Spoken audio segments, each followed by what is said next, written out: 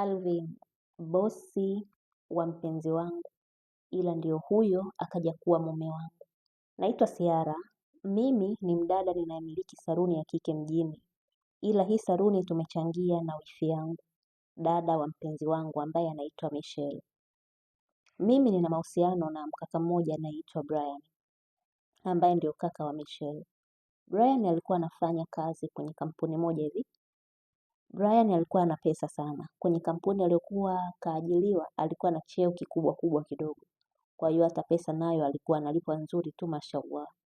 Alifanikiwa kujenga nyumba mpenzi wangu, nyumba yake sio kubwa sana, ila ilikuwa nzuri tu, na pia alikuwa amenunua gari yake ya kutembelea. Sasa kama mafanikio mpenzi wangu alikuwa tayari kashayapata, japo sio makubwa sana, lakini alipofikia tofauti na kule alipotokea. Lakini jamani, mimi na mpenzi wangu tulikuwa tunagombana sana kuhusu swala la ndoa. Yaani Brian alikuwa hataki kusikia habari ya ndoa kabisa. Na nikitaka kumkela basi nizungumzie mambo ya ndoa, hapo nitamkela kwa kweli. Hata kuishi pamoja na yeye nilikuwa napenda sana tuishi wote nyumbani. Tuishi wote nyumba moja, lakini mpenzi wangu alikuwa hataki. Alikuwa yupo tayari kunilipia pesa ya kodi nilipopanga, lakini sio kuniruhusu kuishi na yeye. Jamani, nilikuwa nachoka sana kwa tabia zake hizi. Dada yake ambaye ni Michelle nilikuwa namshtakia sana kuhusu swala hili, lakini hata na yeye alikuwa hana cha kumfanya kaka yake. Na sio kwamba nyumbani kwa Brian nilikuwa siendi, hapana. Nilikuwa naenda vizuri sana, ila nilikuwa naenda na kuondoka nyumbani kwangu. Hata nikienda kulala basi nalala, na siku ya pili natakiwa kuondoka zangu. Yaani sikutakiwa kuleta mazoea kabisa nyumbani kwake. Basi sikuchukulia serious sana swala hilo, nilikuwa nachukulia kawaida tu, huku nikijipa moyo kuwa huenda hataki kuonekana na mwanamke kabla ya ndoa. Kwa hiyo baada ya kufunga ndoa tutaweka mahusiano yetu hadharani. Nasema hivyo kwa sababu Brian alikuwa na mtindo wa kumsema bosi wake wa kazini kwake akiwa yupo na mimi kuwa Alvin hajatulia. Ni mwanaume ambaye anapenda sana kuchezea mabinti. Kila mwanamke mzuri ni wake. Kwa hiyo yeye hapendi hiyo lifestyle anayoenda nayo Alvin. Nilikuwa namwamini Brian kuwa Alvin ni kweli ana hizo tabia. Maana hata dada yake Brian mwenyewe alishawahi kutongozwa na Alvin na wakawa kwenye mahusiano. Lakini baada ya Alvin kutembea na Michelle mara mbili tu, hakuwa tena na habari naye. Na alikuwa yupo busy na wanawake wengine. Michelle alikuwa anaumia sana kwa sababu yeye alikuwa tayari kashampenda sana Alvin, lakini Alvin mwenyewe hakuwa na habari na Michelle tena. Basi alibaki kuumia tu Michelle. Kwa hiyo kwa kiasi kikubwa nilikuwa namwamini Brian kuwa Alvin ni playboy, sio mkweli kwenye mapenzi. Ukiwa naye ujue kabisa sio mtu wa kudumu kwako, ni mtu wa kuja na kuondoka. Siku zilikuwa zinaenda mbele na maisha yalikuwa yanaendelea. Siku moja nilikuwa saluni peke yangu. Michelle alikuwa hajaja saluni kama siku 3 nyuma. Nikiwa nimekaa pale muda wa jioni inaelekea saa 1 usiku, kuna dada duka la pembeni yetu akaja saluni kwangu na kuanza kunipa pole. Kwanza nikashangaa pole ya nini? Akaniambia kuwa kwani sijui kama Brian leo ameoa. Mimi nilishangaa sana, Brian huyo alioa ni Brian wangu mimi au Brian mwingine? Akaniambia ni Brian wangu, yule yule kaka wa Michelle. Sikutaka kuamini, lakini alinipa uhakika kuwa Brian leo ameoa na usiku huu watu wanaenda ukumbini kufurahia harusi ya Brian na mpaka huo ukumbi akanitajia. Bado sikuamini, lakini nikatulia na kurudisha kumbukumbu nyuma. Nikakumbuka kuwa Brian tuna wiki hatuwasiliani vizuri. Yaani mara nyingi simu yake inashindwa kumpata kabisa, hususan muda wa mchana. Yule dada akaniambia kuwa Brian ameoa na akanipa picha ambayo Michelle aliposti leo mchana kwenye status yake ya WhatsApp.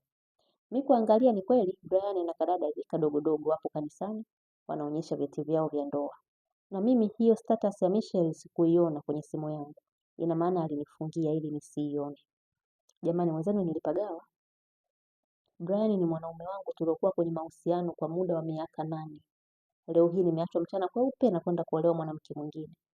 Sikutaka kuamini haraka haraka, nilikurupuka pale saluni. Nilisahau kufunga hata saluni yenyewe. Nikatoka mbio mpaka kwenye parking za Madiliva Taxi. Nikachukua gari na kuanza safari ya kuelekea huko kwenye huo ukumbi nilioambiwa. Nilifika na muda ambao nimefika ndio maharusi nao walikuwa wamefika muda huo. Kwa hiyo niliweza kumuona Brian live kabisa yupo ndani ya suti. Huku mkewe akiwa ndani ya shela. Mungu wangu wewe. Nilianza fujo mwenzenu. Nilichanganyikiwa sio kidogo. Nilianza kupalanganyika kuleta fujo kweli kweli. lakini haikusaidia kitu, maana nilikuja kuthibitiwa na walinzi wa ile hoteli ambayo Brian ndio alienda kufanyia sherehe yake. Nilishikwa na wanaume watatu, nilishindwa kufurukuta. Nikawa namuona Brian na mkewe pamoja na watu wengine wakiwa wanaingia ndani ya ukumbi. Mimi machozi tu yananitoka machoni kwangu. Nilishindwa hata kuzungumza jambo lolote lile. Mara nikamwona Michelle katoka mule ndani wangu akija huku nilipotaitiwa mimi. Alipofika kaanza kuongea kwa hasira sana kuniambia mimi kuwa alijua tu kuwa Wema ataniambia kuhusu hizi habari. Huyo Wema ni yule dada wa duka la jirani yetu kwenye saruni yetu kule.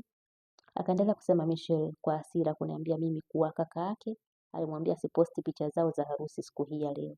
Ila yeye kaposti, watu wameona wamekuja kunionyesha mimi. Na mimi nakuja kufanya fujo kwenye sherehe ya kaka yake ambayo sikuchangia hata 100 yangu.